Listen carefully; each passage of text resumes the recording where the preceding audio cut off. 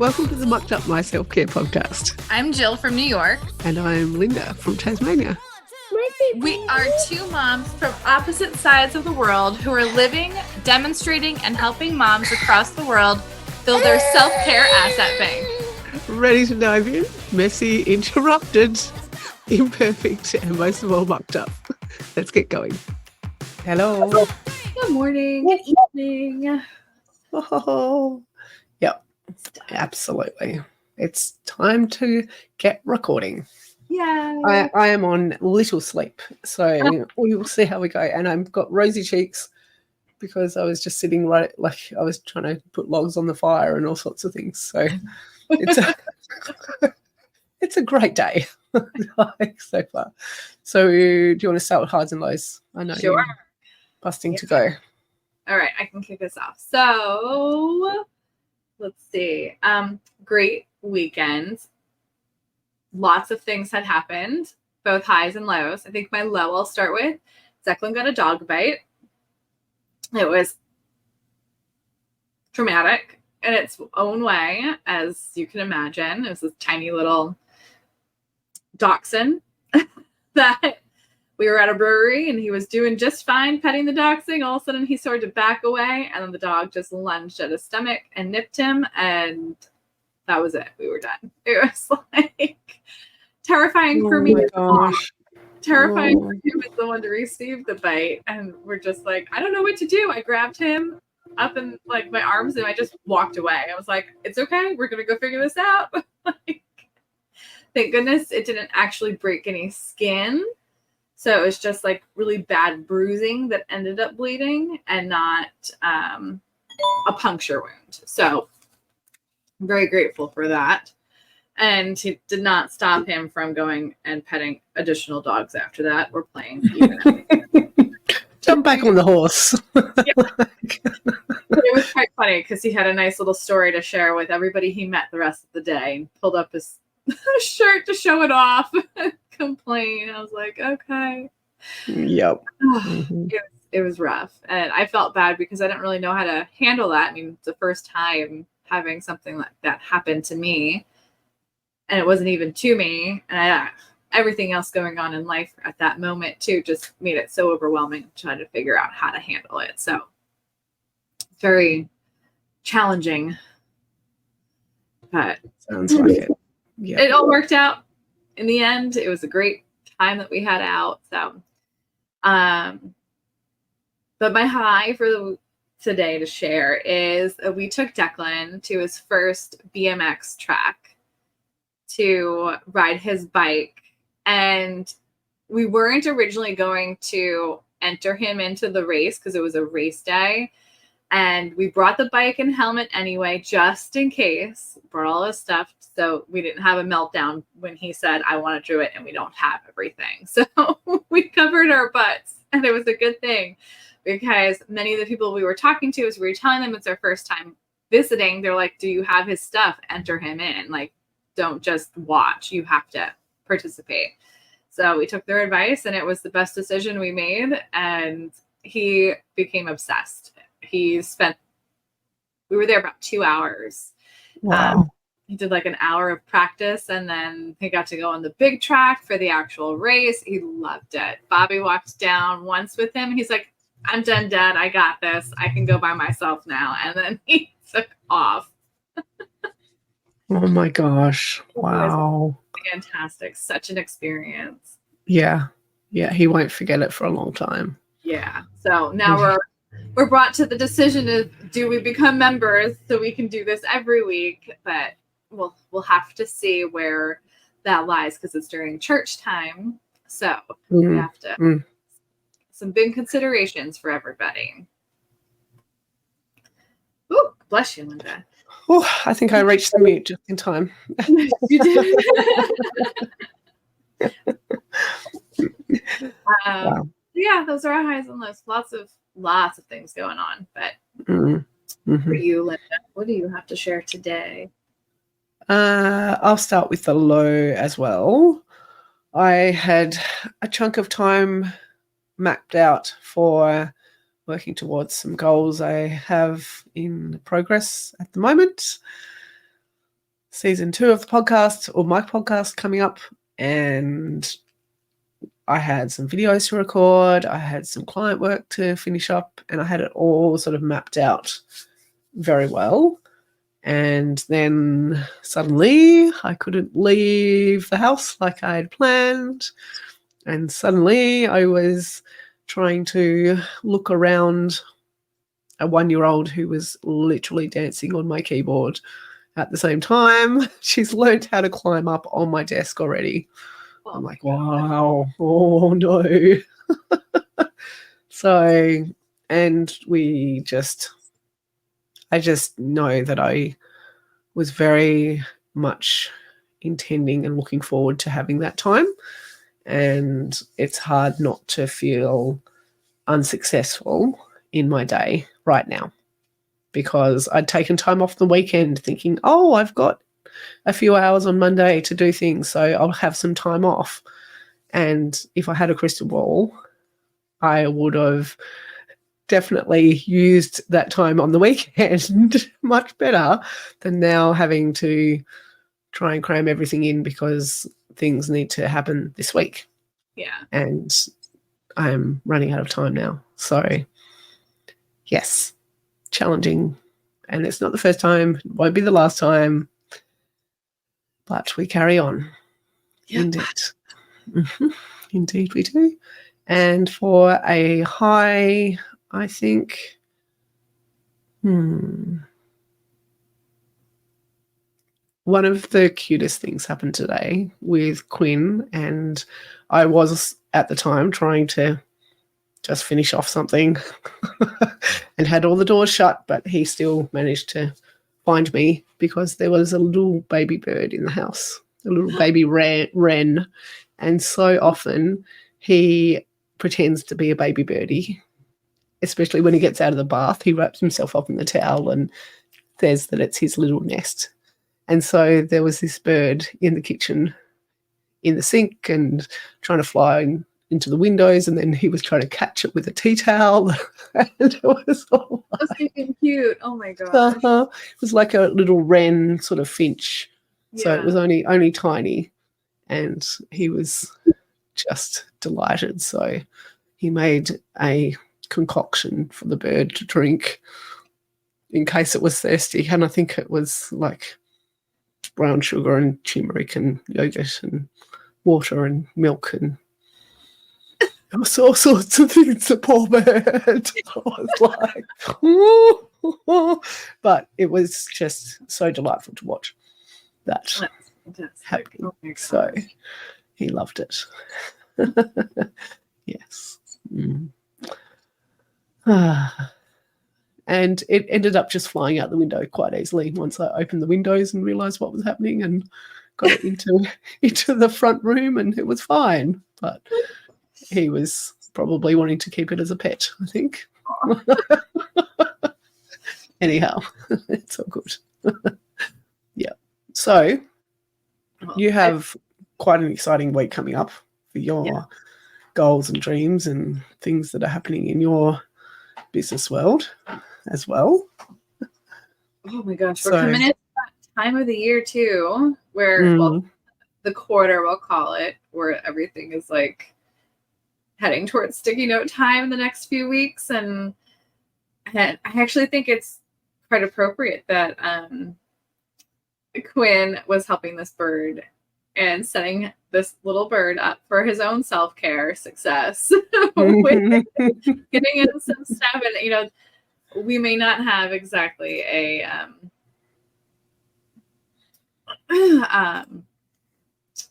what am I trying to say? I don't know if we can really be a bird's village, but I think we can really show example of how we can help each other out. Yeah. And it was such a talking point as well. So he then went on to say, I wonder if that birdie has any brothers and sisters, and I wonder if it was a boy or a girl, and what was its name, and how, and I think he called it something quite random. The bird's name was Zero, or he often calls his imaginary friends Gigu Baba or something, quite, yeah. Anyway, so this little bird needed a bit of self-care and a bit of help to do that, obviously, as well. And it does fit so well with what you were trying to say, Linda, about like what's been going on my end and the start of the village and having the Mama Outspoken Village live now is a place where we can have monthly gatherings and be there to help support each other in setting us up for success in our self-care, a place to share our stories and ideas and what's going on with us as mothers, because it's a motherhood village. So it's exciting to have this live and us be able to be a part of that, as you, somebody who is in the village with me, as well as it being open to those who are in need of that additional support for self-care and their motherhood journeys. Yeah. And I know how much you really are the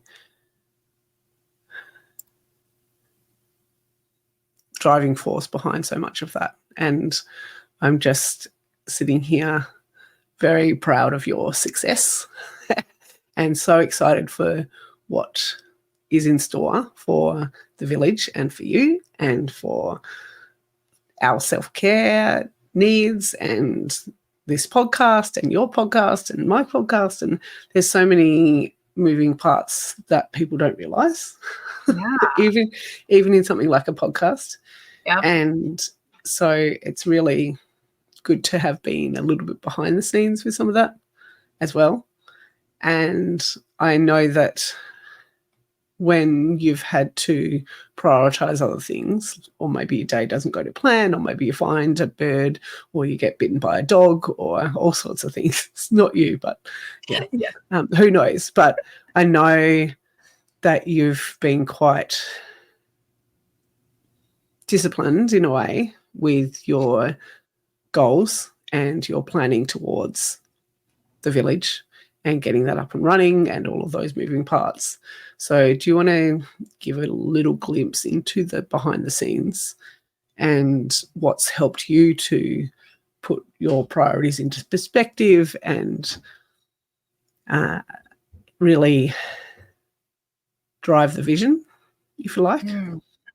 I think it has to do with, like a little bit of what you shared today, Linda, about your low also, about how our day doesn't always go according to the plan of what we have, but not letting that discourage us from what our goals are. And way back when we first started our podcast, Linda, you were talking a lot about the dream, doubt, and do phases, or I may even have that in the reverse order. And I think that really ties into the success of our self-care and how we're taking care of ourselves and advocating for ourselves. And they're all just intertwined. And while we might have the days that are going to bring us to a low, there comes a lot of that with planning big things. And along with the book having had come out last month and then the village following right behind, there were a lot of points where it was like doubting. For sure. But the support from the people who are already in my village, and I consider those who are in my mastermind group, you and Adam and Kim and all the other masterminders from Groundwork and the My Sexy Business community as part of my village, where they may not be in the Mama Outspoken village. They are part of my personal village that will all intertwine. That support in backing me in what I do and just believing in me that I have something. I have a place for someone to find a solution who has a problem. It's the same problem I had. So knowing that so many people believe that I can be a solution for someone else just gives me that driving force to get through those days that are just gone with the wind. I just have to let Declan take over for the day because summer break has started, and it's just going to be ruled by a 4-year-old at this point. So yeah. That's, I think, the beauty of what we do working from home and being moms is allowing ourselves to be okay with that. No pressure, no unnecessary pressure, and getting the things that we want to get done when we can and not when we feel pressured to get them done. It's a form of self-care. Yeah. Really. It all comes back down to being about self-care. And before we hit record, we were talking about choosing your hard as well. So it can be really hard to be flat broke, but can also be really hard to be disciplined with financial budgeting or taking into account that you're not just going to blow it all on, I don't know, food, let's say, or something. It can be really hard to be maybe feeling overweight or unfit, but it can also be really hard to get fit and have the discipline to show up and get up early and train or go for a run or go to the gym. That can also be really hard. Yeah. It can be really hard to go through a separation. Maybe you're in that stage of life, but it can also be really hard to work on a marriage. It can be really hard to decide between going to church and going to dirt bike, which is, both are important. So I think when we're looking at self-care and becoming successful, choosing your hard sometimes is quite important, in my opinion, because while those two things are hard, one has a different life to another, in my opinion. One is a little bit more a life by default, if you like, and then the other one is much more a life by design, or a life by intention, dream, that sort of thing. It's a value-driven life, and my sister and I were talking about that recently, and I didn't realize that is what I feel we are all doing in our community, is that we are living value-driven lives. I didn't realize it for myself, but I can see it for everyone else, especially when we do certain exercises in our mastermind group, talking about all the things that we see coming out of each other. And then I'm like, I really am living a value-driven life. Like, I am putting my priorities first, and that's why we are getting our goals accomplished, because we are doing that. I mean, you're coming out with season 2 of Stories for the Sunday Roast coming up. You have your website live right now. It was hard. That was a hard thing that you went through to try. It was a monster. It's a monster. Oh my God. It's funny when we worked on reviewing it together, Linda, you and I, with one of our workshops. I was thinking of mine, and it's only like 6 pages, and then yours is this beautifully in-depth chronicle. Like 96 pages or something. This is monumental. This is humongous, and so much this wealth of knowledge in here of what is available for people. Like what you accomplish by putting that out in the time frame, and with 4 children, and between getting season 2 ready and book 3 published, and being out on the circuit now for talking about your book, like so many things. And it's all because you did set yourself up for good self-care amidst it. There might have been days like today where you did not get what needed to be done, but you stuck with a lot of the things that were value to you, which was your fitness and spending time with your kids and following their lead a lot on the days that they had off amidst all that. And I think that's super important for us to consider, even though we have these huge things going on that are important, that we're still considering all of the things that are valuable to us in our priorities.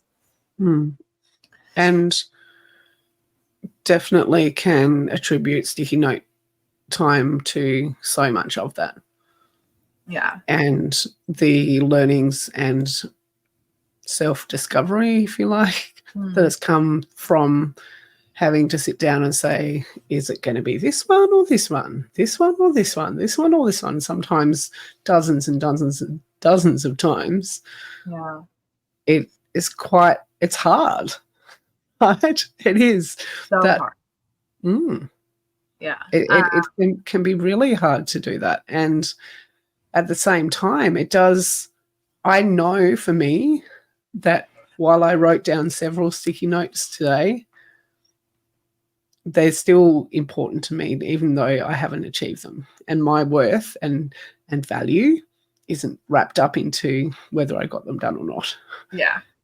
And that's taken a lot of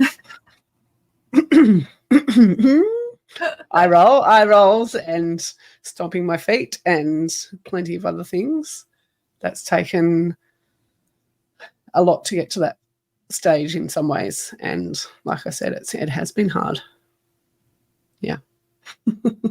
I have a whole bunch of stickies on the topic of sticky note time. Yeah. I'm just looking around my half of these are all in progress. Most of them are about summer vacation and the village. And I'm like, these can all start moving. Like they have to be taken down soon. So and we're almost at the end of the quarter. It's like we actually did a lot, but they're still just like happening. We got to figure out how to like transition now. So I don't think and I'm speaking for both of us, I don't think that neither of us could have gotten us far down the line that we are without the sticky note time process, even though we're still learning it and learning how to apply it and practicing it because it's helping us prioritize our self-care along with us and our top values, which is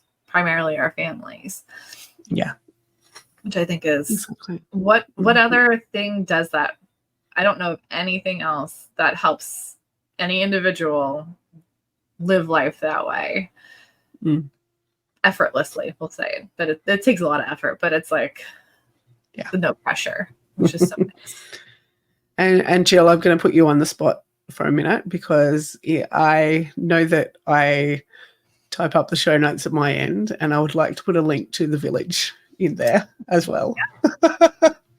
Because when this episode comes out, we would have just had our first gathering. Yes. So it's a new space. I'll get you to explain it very briefly.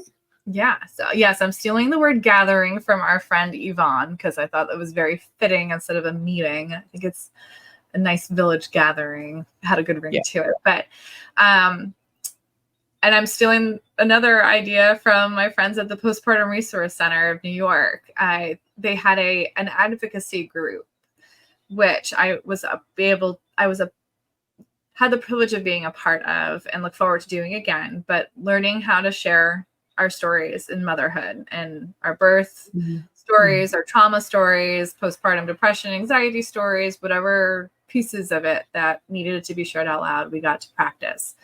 We learned how to tell an effective story.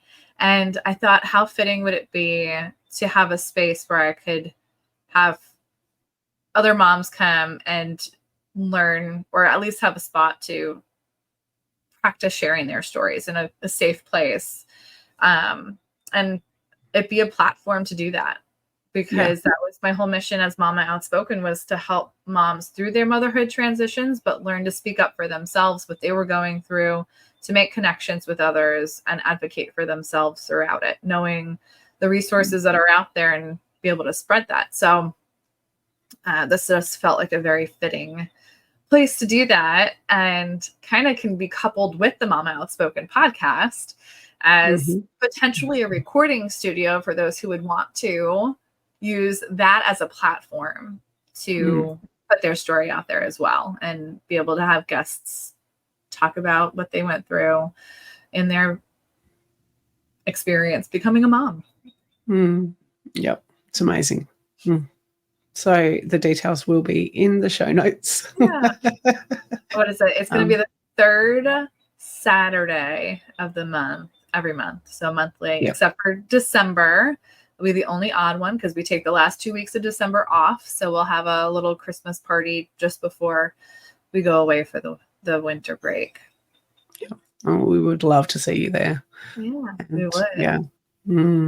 Definitely. Even if it feels hard. Even if it's hard to get there. Babies welcome, kiddos welcome. Absolutely. Just like in this unfiltered raw podcast, that space will be the same. Because might even see our kids at the same time. Exactly. Smack dab in the middle of breakfast, so mine will definitely be there. All right. Thank you so much, Jill. I love this conversation. Thank you. It's Linda. great. I'm very proud of you and what we've been able to do in setting ourselves up for success, especially using this podcast as a way to learn how to do that for ourselves. And we hope the listener too is finding yourself, you listening, finding yourself, setting yourself up better for success. And especially through the hard bits. Yeah. Wonderful. So until next week, we hope you can unstuck your muck. Bye for now. Bye.